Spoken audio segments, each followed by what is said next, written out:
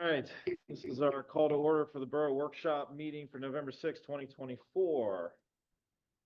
President Ferguson, Here? Vice President Gerard, Here. Councilmember Burns, Here. Councilmember Fagan, Here. Councilmember Cresser, here, Mayor Gerard, Here. Junior Councilperson Nisbet, Borough Manager Snyder, here, Borough Solicitor Knox. Here. All right, we'll start with item 1. Can I get approval of the meeting agenda? Can I get a motion to approve the agenda for this November 6, 2024 workshop meeting?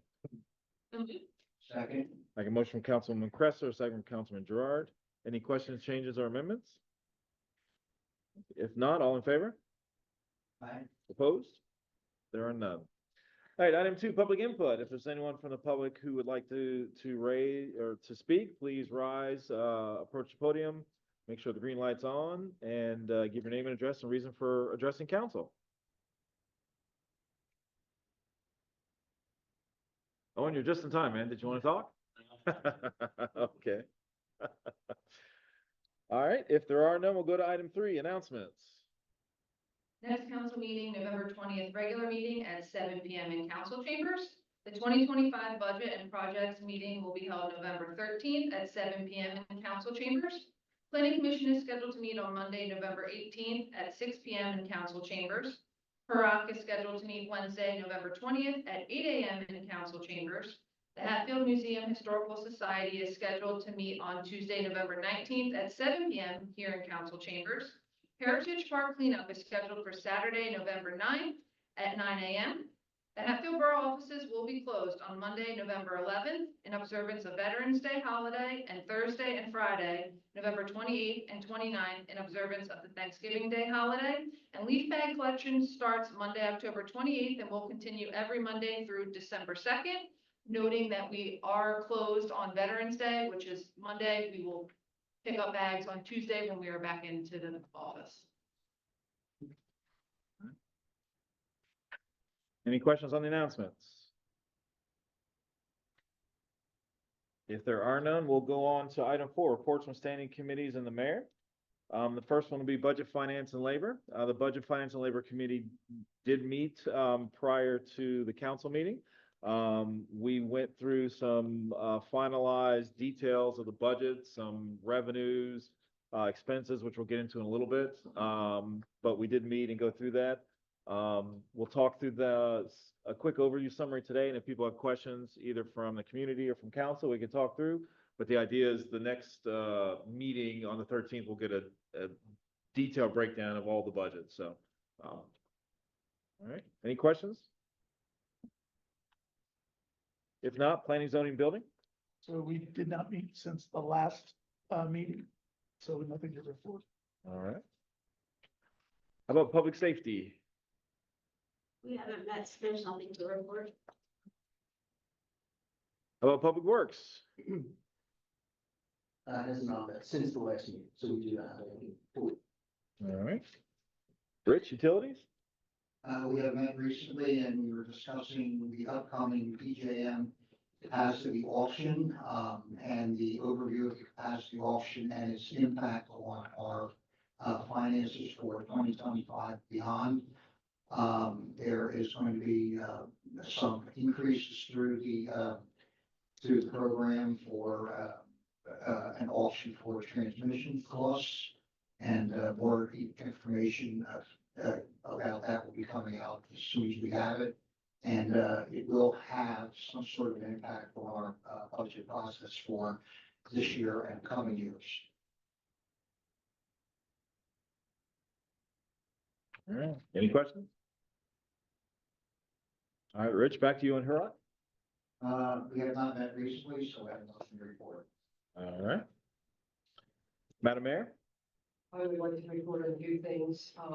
I had the privilege of going to the 120th anniversary celebration of Grace Lutheran Church this past Sunday.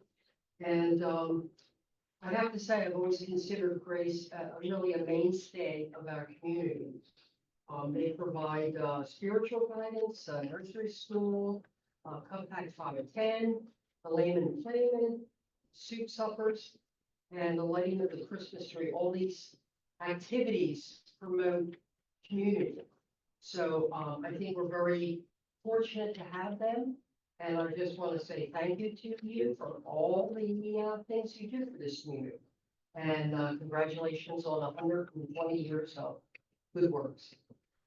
The next thing, I did attend the recycling committee meeting. And a couple things on that. First of all, the recycling grant from 2022 has not been paid out yet.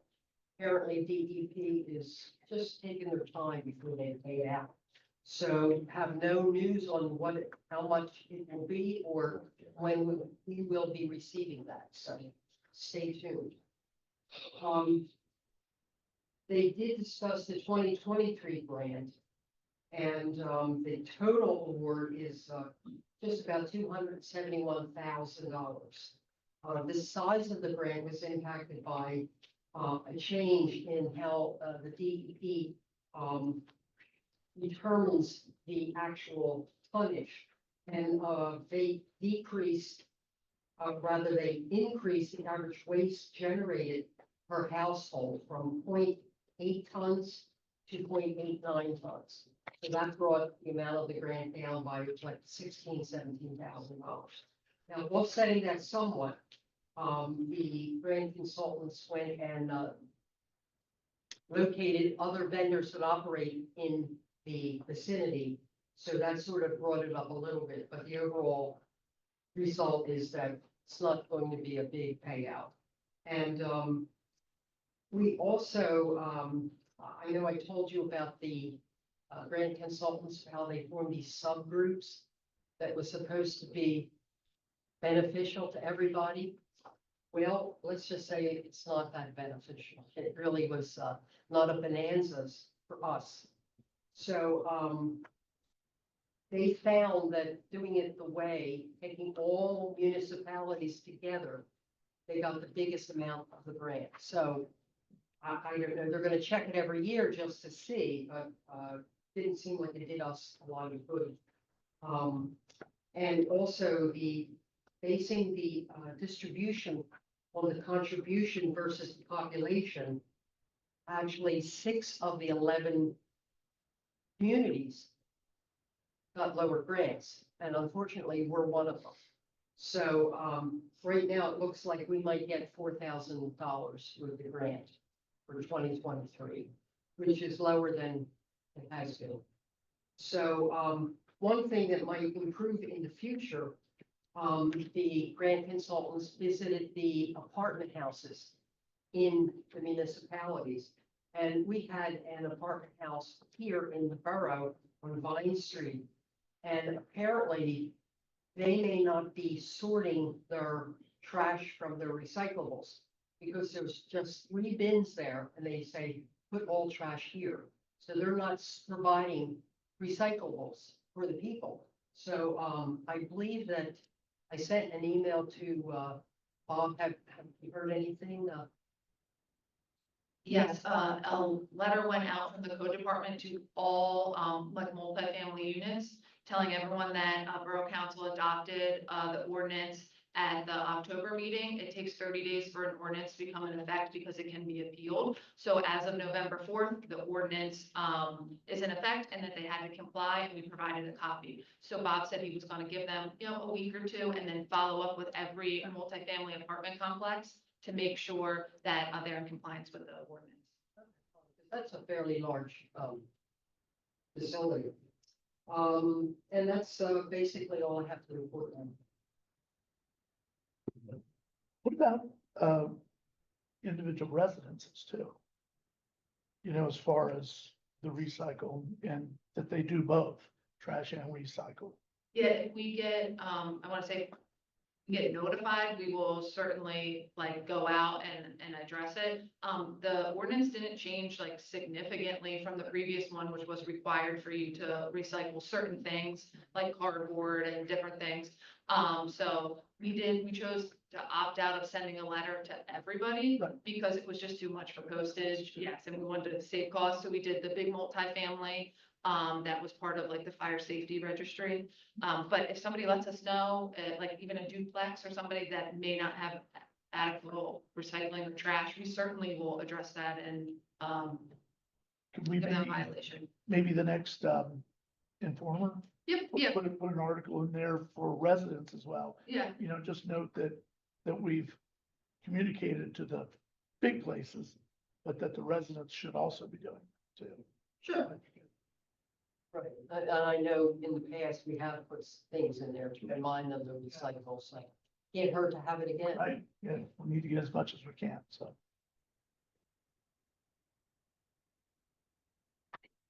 Any additional questions? All right, if not, we'll go to item 5, reports and correspondence, the monthly EIT, or excuse me, monthly investment. The cash accounts and monthly investment report was in your packets. Just highlighting, feel like we have the same conversation every month that, electric tends to do great for us. Same with the sewer managed, capital reserve and sewer capital reserve tend to lose some, minimal funds. Obviously a lot, less than we had in previous years before we decided to go into, different avenues for investments. So budget finance and labor will continue to look at the investments, continue to see what rates we're getting, what's best for us to keep our money with Key Bank, to move to something like Pliget or a different account. So we will continue to evaluate those. Any questions?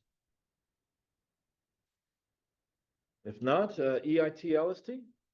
The monthly EIT report was in your package. You can see through October, year to date for EIT, we're at 428,630. First in 2023, we're at 404,246. Talking with the finance director, November's a big month for us, so we'll continue to evaluate this and see how that impacts our budget for 2025. Moving forward to LST, same conversation.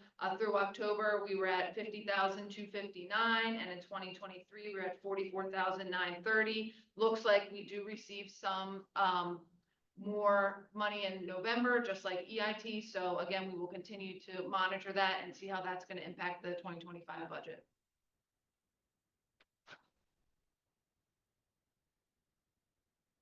All right, any questions? Monthly year to date. Monthly year-to-date was in your packets. September revenues and expenses seem to be on par with what they were in 2023, roughly around the same 600,000 revenues and expenses.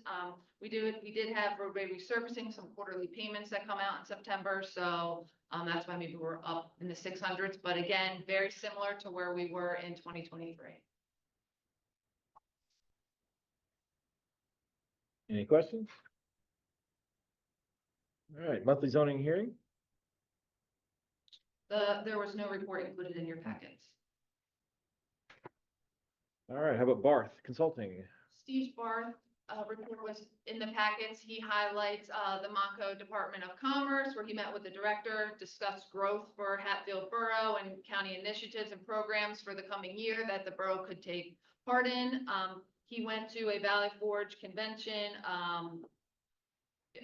seminar, brought back a lot of grant information and things that they're doing, especially for the year 2026 and the impact that the 250th anniversary is going to have, World Cup, things moving forward that are coming to our area, and how that maybe Hatfield Borough can take advantage of having business specials, those type of things. So we're working with Valley Forge Tourism on that. And lastly, he included his meet and greets with the businesses like he always does and how he's promoted the borough.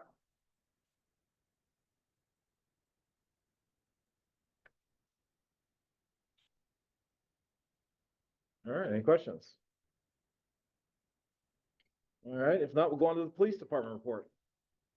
Just want to add that we did successfully complete our reaccreditation process last month, got the official notice towards the end of last month, which involved a review of approximately 2,000 documents for the previous 3-year period. So we successfully completed that. We got reaccredited from the Pennsylvania Ball Accreditation Commission.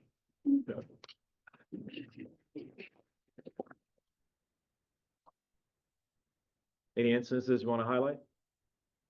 Not at this time. Okay. Any questions? If not, how about our fire department report?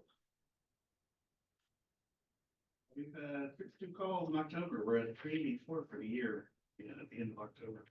If we keep on pace, we're gonna be pushing 500 by the next year. Which is, I think our most recent high total was 335. Hmm. Pretty popular.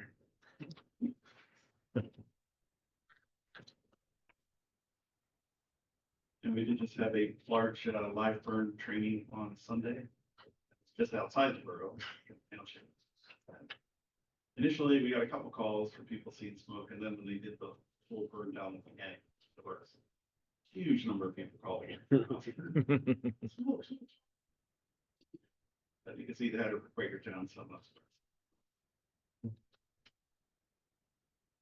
All right, I actually have a request, and I know we talked briefly, yesterday, during the election. And I understand that you guys had to do some cleaning and clean out from the events this past weekend. But I'd like to make a request if you guys could move your training and not have it on the days when we have the election, the Tuesday of the election. Because we actually had, yeah, because there were incidences, but there were people like lined up along the driveway there, and the trucks were pulling out, and then, you guys had your saws going and everything. So that would be my request, to see if you guys can, just when there's that Tuesday of the election or a primary, just to move it to another day. So. Bring that up in the meeting on Monday. Okay. Thanks. All right, any questions? EMS? The EMSC report is in your packets for 9 zone calls, total calls 1,217, seems to be on par with what we experience in the borough. Top 5 calls listed at the bottom, with breathing problems, number 1. Maybe due to some allergies, not really sure, weather changes, but that's a number 1 call in the borough. Maybe the fire burning event? Smoke. Yeah, maybe. That's for September, so I don't know. Okay. We'll cut him some slack. Yeah.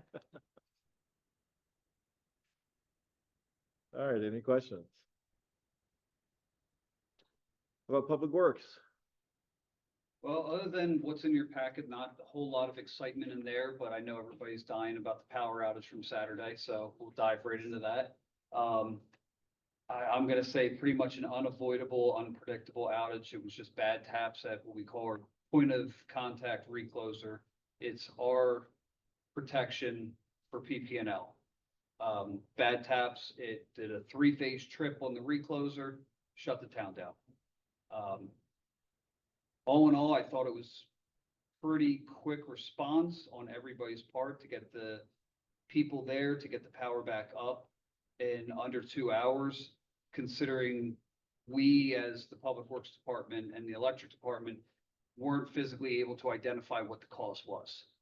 It's always a different story when you see a squirrel on the ground, or you could visually see something. We could not visually see what the problem was from where we could safely be.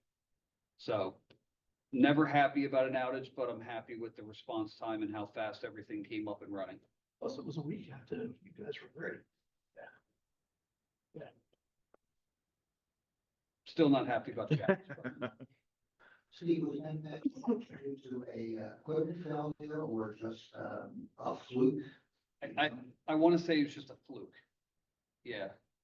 It was just a connection between 2 wires, was not completely tight, and there was arcing going on, causing it to loosen over time. And it basically, what happened was it lost one of the primary phases. The recloser sensed a loss of 3 full phases, and it just automatically tripped out for safety measures. So if that didn't happen, it could have caused much bigger problems on our customer ends, on 3-phase customers. Brooks, Diddens, there are tons of 3-phase customers that could have caused more problems on their ends if this recloser didn't sense this. Did that repair thing get done Monday then? that you were Yes. Talking about? Yep. Excellent. All taken care of. Good. So now I don't have to touch on this next meeting that I'm here. No. I'm sure we can get someone from the community to bring it up again. If you Sure, we really can get want. lots of people who know more than me to bring it up Yeah, again. yeah. I mean, I know how much you like talking about it, so. Moving on. All right, any questions for Steve? If not, engineering report? Staff report was included in your packets. He provided an update on the utility replacement project that's out on West Broad currently, working on water improvements that are ongoing. Stormwater replacement is anticipated to begin in December, obviously weather pending, and it will be followed by storm and sanitary work on North Main Street and then the storm work on East Broad. Revised plans were submitted for Hatfield Walk, which is also known as 23 North Main Street. They will be going to the Planning Commission meeting November 18th and then coming to Borough Council, the next meeting on the 20th for a presentation. 153 Penn Ave, they did a parking lot expansion. We're just kind of finalizing. The site work is complete. Just had some few concerns with stormwater management in the rain garden, so we're addressing those. And then 464 South Main Street, the old funeral home, we received another sketch plan from them. We're trying to work with them to set up a meeting, for some free consultation, so they can move to the next phase, as we continually have been getting sketch plans that aren't really meeting the zoning requirements and for parking and those things. So we're trying to kindly help them through the process. Did the old layout meet parking? It did, but this, are proposing, commercial on the bottom and residential on the top, which is allowed, so they want to have a market on the bottom Mhm. and then some apartments up top, and there's just not enough room for parking there to meet Right, the right. requirements. Both, yeah. Yes, and Okay. they've submitted 3 plans to try to design the parking without taking down the back garages, and it's just not working. We've met with them, Chad's met with them multiple times at his office, Bob's met with them. I tried to coordinate an on-site meeting for them to come in. They're just having some professional services that aren't really understanding the process of zoning requirements and those type of things. We'll continue to work with them to, they can submit something that is an allowable use in that district. That works. And then the work out on the West Broad, has there been any issues? No one said anything, A couple. and I haven't heard anything. Not issues. I mean, when you're doing contract work, things happen, contractors hit, conduit, or they would hit, service lines for water, those type of things have had them issues. Haven't really had, knock on wood, any complaints about the traffic, those type of, but I think it's moving along fairly quickly. They, I just saw paperwork where they submitted, a payment request, so we might see that at the next meeting if North Penn Water agrees with the work that's been completed, as it's the work they're doing now. And are they slated to just continue that, like weather pending, I'm assuming? Yes, yep, yeah, so they'll stay on West Broad and do, the storm on West Broad, then they'll move to North Main, then they'll go to East Broad. But they'll go through the, I mean, if it continues like this, they'll just keep going. Correct, yep, yeah, it's all, I mean, when you're on a state road, it just depends on Yeah. the weather and those things. We don't really have any restrictions for North Main, obviously. If a pavement plant isn't open, then that would impact their project. But hopefully we have good weather and they can continue on a nice winter. We can get the project done by estimated June 2025, but obviously that depends on your winter.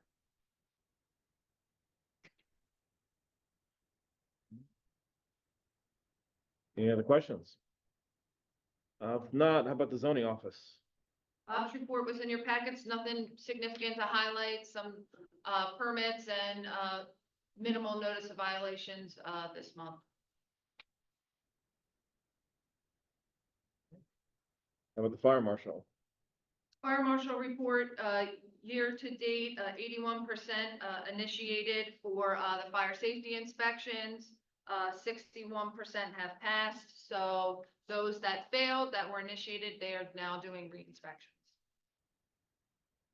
Don't think we will hit 100% by the end of the year, knowing we're in November, but we'll continue to work through it. Any questions? If not, we'll go on the pool advisor report. There was no pool advisory report in your packets. How are they doing for members? Any requests? No, no, not that I've heard of recently. Okay. But we'll look at terms like we always do at the end of the year and, see if any need to be renewed or interested, or some are still serving and aren't interested anymore. Okay, okay. I have a list of a few people who have said interest in the past that Okay. I keep. And just for notice, or just for notification, my wife is not interested, Oh, okay. so no need to keep asking her. Okay, she's off the list. Any questions on our reports? If not, we'll go to the manager's report. My report was included in your packets. I'll just highlight a few things. 200 North Main Street, the Biblical Seminary. I know people have been asking about it. I did supply an updated letter of support on October 29th. It's actually for building phase 1, which used to be that they were going to make phase 1 the Biblical Seminary that's there now. The Longslager, oh, I said that incorrectly, building. But phase 1 now is going to be a new building on the property. They're kind of switching the phases because that's where they think they can get the tax credits for because it's needed in the community. So I did provide just the same letter of support that we have in the past. They updated the phase, because phase 1 was supposed to be the current building, the reno. It's just a different way of phase 1. We'll see if they get the tax credits for that to move forward. For the public information officer, I just wanted to highlight that Lindsay does an amazing job for Hatfield Borough. I know that I spoke with Councilmember Crusser, who reached out to just say how great the Halloween Happy event was. Sometimes you don't get enough credit, and I just wanted to say I think it was a great event. It was well attended. All her events are really good, and I'm thankful to have her on staff. I thought she did a fabulous job. And for items of interest, Montgomery County Boroughs Association dinner will be December 5th. At Presidential. As soon as I have an invitation, I will get that out for you. And you did receive a North Penn Water Authority update at your places from our representative, Ken Farrell. It's the annual report along with the calendar, which the borough is featured in December. So take a look. And that's really all for my report if you have any questions.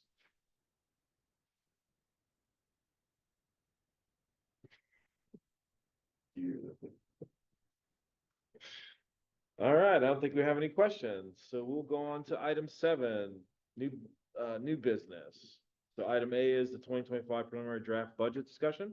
So just to highlight, as I mentioned earlier in our budget, labor and finance committee report, in your packet is the budget so far for 2025. It is not finalized. So it's still a work in progress. So if members of the community or council want to get into discussions of it today, we can ask questions. And obviously we'll have the detailed discussion next week with it. A couple of things I just wanted to highlight with it. When we first started, from when we first started to where we got to now, we have taken out over $300,000 in expenses.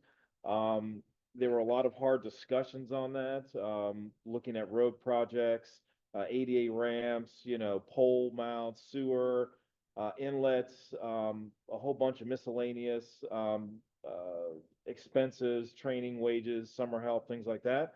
And to Jamie and her team's credit, they spent a lot of time and effort going through that.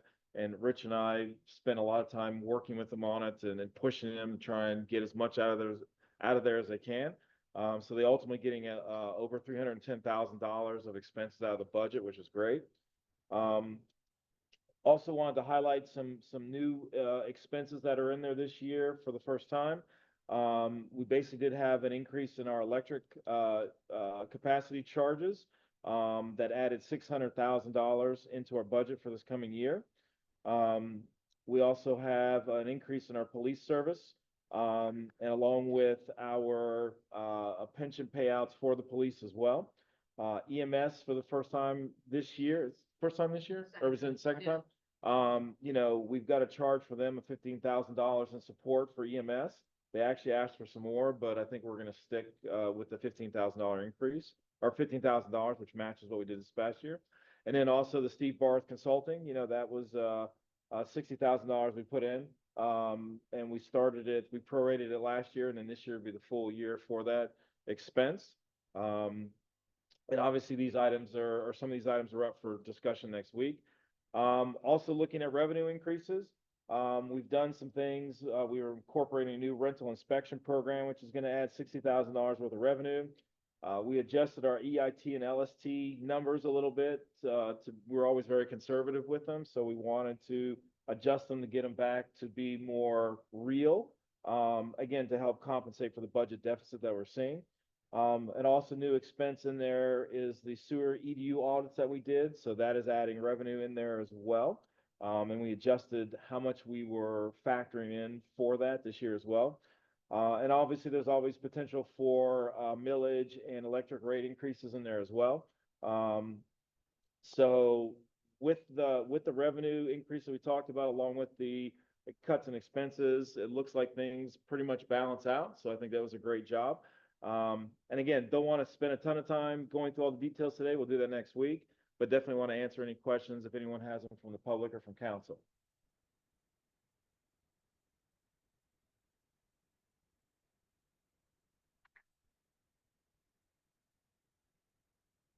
All right.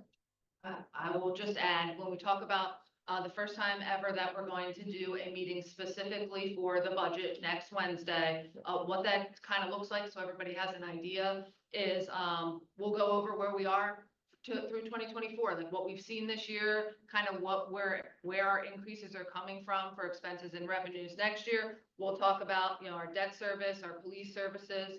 We will get into purchasing power and the capacity and the $600,000 increase that we had. We'll talk about that. We'll talk about possible revenue increases, which would be a tax millage, EIT, LST, electric rates, and the rental inspection program. We will break down if there would be a tax millage increase or an electric rate increase, what that would look like monthly for residents or yearly for residents based on those bills or based on your taxes on the 2024 evaluation. And we'll also talk about where we are for our 2025 projects based on our budget. So kind of gonna get more into the weeds next week and go in a deep dive of where we are. Again, like President Ferguson said, this is not the final budget. We are not adopting this tonight. We're not adopting this next week. It's up for discussion. I encourage residents to come out, send emails, ask questions. Like, this is a process that should be transparent and we should work through together. And I think that's why we decided to do the meeting next week. We certainly try to have all the answers. There might be some things we have to get back to, but that's what the process is, and just want to be open and transparent about it. And do you have a proposed agenda for that meeting? Yes. Okay. Yeah. Oh, is that gonna be published for people to see beforehand? Yes, it will. So it's a whole PowerPoint presentation slide Website? that, yes, it will be. It'll probably, because we're closed on Monday, it'll probably go up sometime Tuesday.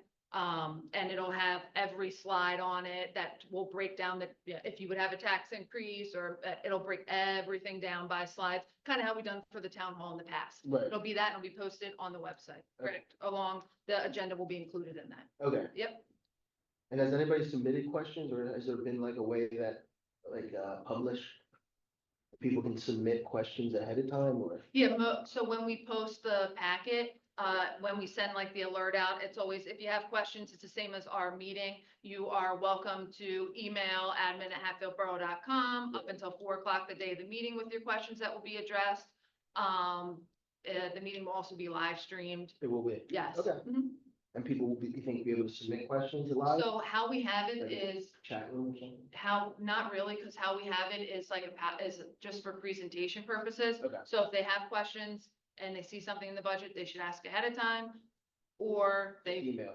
email, whatever they, Got it's it. easiest for them. Got it. I think what we did during the last town hall, when we had Steve Barth, because we were trying really hard to get community engagement, was like, I put the emergency number out there and was like, hey, if you have a question, and you send an email during the meeting and you text that number, I will check it. I will do whatever I can to try to get the people to participate more. So I will certainly do all of that, same guidelines as it's always been in the past. Try to answer as many questions as possible. Yeah, like you said, it's trying to get people engaged. Yes, yeah, To try to help the process, right? correct.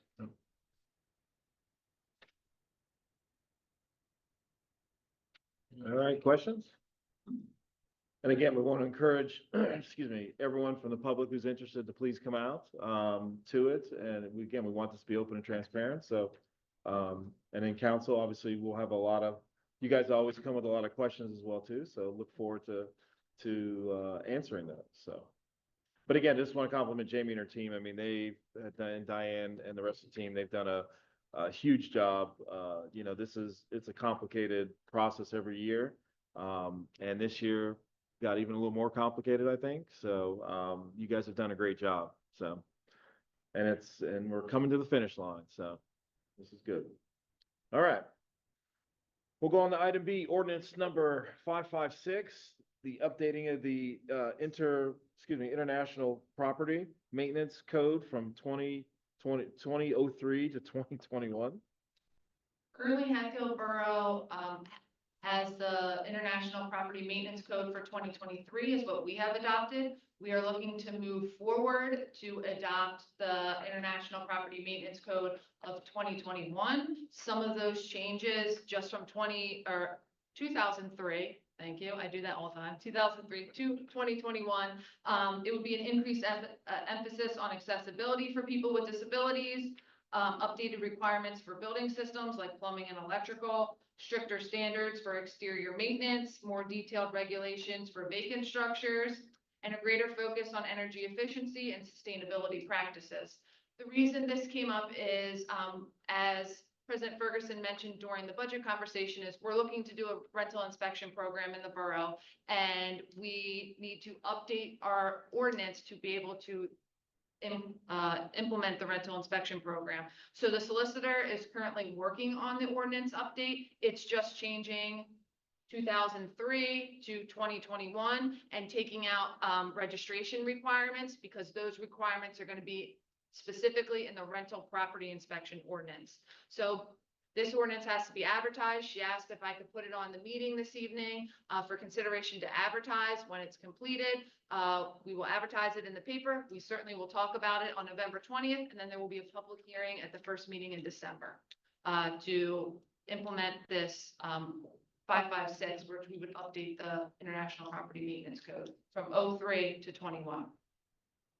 So I know you don't have it in your packets, most of the time you do, but it's simply just kind of enacting what's already out there to allow us to do the rental inspection program, which we hope to adopt by the end of the year. All right, any questions? If there aren't any, we'll go on to item C, the 2024 roadway resurfacing project change order request number 2.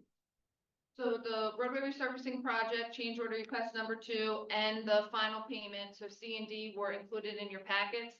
I'll talk about them together. So you may have known we already authorized to pay this payment back in, might have been the end of August. We had the meeting, we went through the process. We get to PennDOT and the liquid fuels, and PennDOT flagged the payment for liquid fuels since there was no 4171 certs that can be provided for the base repair line item. So in discussion with PennDOT, they agreed that we can modify the payment application to account for the same cost in the overlay line item rather than the rebase repair line item, since the material was 9.5 millimeter and we have the 4171 certs for that. So because this is happening, we have to do a change order request number 2, which includes a minor total cost adjustment of an additional $6.30. It's necessary because the math doesn't work to equal the cost. So it's $6.30. And then the payment application will be your revised payment application for the increase of the $6.30 to the contract. Then we can pay the full amount of the contract out of liquid fuels. And that's how we budgeted for 2024. So it's back on the agenda for consideration to approve the change order request number 2 for that $6.30. And then moving for your final payment request of the $132,642.50. So no new projects, no nothing. It's just, how things work out when you're going and working with your liquid fuels fund and PennDOT. So Very specific. yes, that's okay because we don't want to be audited, find anything on the order. So we're happy with that. All right, any questions? All right, we already talked, I guess, about item D, the revised 2024 roadway resurfacing project payment request number 1/final payment. Correct. So we'll go on to item E, the site work escrow release number 1 for Lanier, Bennett's Court. So the site work escrow release, is included in your packets. It'll be on for consideration at the November 20th meeting. We're getting to the end of the Bennett Sports Townhomes. They provided their, as-built things and went out on a site visit with Chad and Steve. The items in yellow are on for approval for a total of $814,128.77 for consideration, and that we would still hold $274,309.20. So this is just going through the final dot your i's, cross your t's. You will see this on for approval at the November 20th council meeting. If you haven't been out there, the townhomes turned out great. It looks very nice. It's a very nice community. I don't think you realize all that can fit back there when it's on a piece of paper, but it turned out very nice. Yeah, and when I was back there, my impression, it just looks huge. Like, I don't know why, yeah. I don't know if anyone else had that Yeah, impression, I so. didn't have, when I went back, I couldn't believe that what was from the paper was there and that it like works in a way. Yeah, Mhm, yeah. mhm, Yeah. But yes, I do feel you. You do. All right. Any questions? All right, if not, we'll go to item F, the 2025 proposed meeting dates. Proposed meeting dates were in your packet, just looking to have a conversation this time of year, moving into 2025, what we look like for our council, planning commission, HEROC meetings, as zoning hearing board is scheduled, as needed basis. Kind of similar to where we are this year. The only issue we were running into was January. We are closed January 1st, and the week after that, you would have back-to-back meetings. And the week prior to that, in December, you have the new year, most people are out of the office, so probably wouldn't have reports to talk about at the, January 2nd meeting if you moved it to the 2nd. It's totally up to you guys, what you guys feel, what you want. If you just want to have one meeting in January, it's not a reorg year. Just up for discussion, so we can kind of continue to plan and eventually authorize to advertise the dates after planning commission sees theirs later this month. Okay. You want feedback today or feedback next week or Yeah, excuse me, 2 weeks from now? Yeah, 2 weeks is fine. Okay. It's whatever you feel, or if you have questions or you want to change some dates. I like to know about vacations, those type of things. Sometimes people have conference. We try to move around the conferences. That's why we still continue to stick with one meeting in September.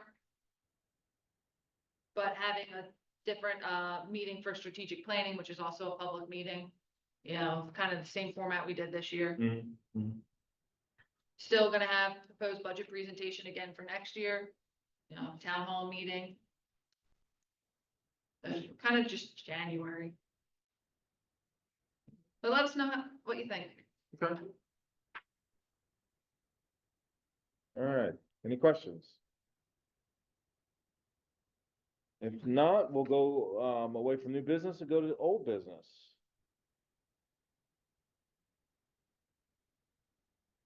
I don't have any old business. Okay.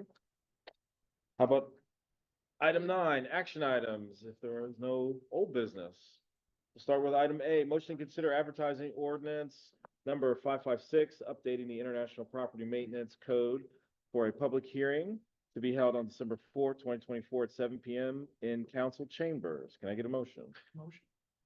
Second, Motion from Councilman Burns, second from Councilman Gerard. Any questions? All in favor? Aye. Opposed? There are none. Motion passes.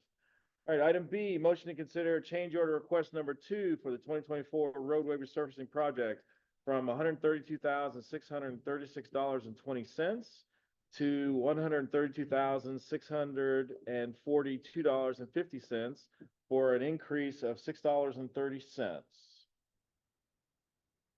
Move. Second. I got a motion from Councilwoman Cresser, a second from Councilman Fagan. Any questions? If not, all in favor? aye. Opposed? There are none. Motion passes.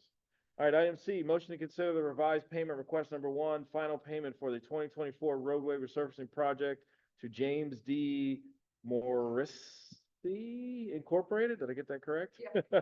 In the amount of $132,642.50. Can I get a motion? So moved. Second. I have a motion from Councilman Gerard, a second from Councilman Burns. Any questions? All in favor? Aye. Opposed? There are none. Motion passes. All right, we will have an executive session, so can I get a motion to, or sorry, we will have an executive session talking about personnel issues. So can I get a motion to adjourn? Second. All right, all in favor? Aye. All right, we are adjourned. Thank you, everybody.